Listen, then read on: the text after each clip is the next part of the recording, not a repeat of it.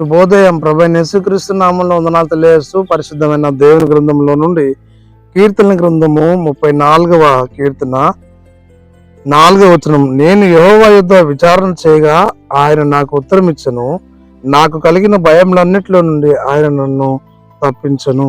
ప్రార్థన. పరిశుద్ధుడా, ప్రేమ కలిగిన తండ్రి, వందనాలు స్తోత్రాలు చెల్లిస్తూ వాక్యం దానించి ధన్యతకి మహిమ చెల్లిస్తూ యేసు నామంలో ప్రార్థించి అడుగుచున్నాము తండ్రి, ఆమేన్.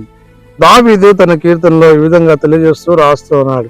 దేవుని యుద్ధ ప్రార్థన చేసినప్పుడు, విచారణ చేయగా, మొరపెట్టగా ఆ ప్రార్థన దేవుడు ఆలకిస్తాడు. ఆలకించి ఆయన ఉత్తరమించి దేవుడై ఉన్నాడు.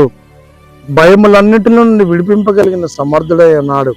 జీవిత భయందులకు గురవుతున్నప్పుడు నిరాశ నిస్పృహలో ఉంటున్నావా? దిగులు చెందక ప్రభువు దగ్గర మొరపెడితే నీ మొర విని ఆయన సమాధానం, సంతోష, ఆరోగ్య, ఆశీర్వాదం అనుగ్రహించి నడిపించే దేవుడై ఉన్నాడు. అలాంటి కృప పరిశుద్ధాత్మ దేవుడు మనందరికి తోడై ఉండి నడిపించి దీవించి ఆశీర్వదించును గాక.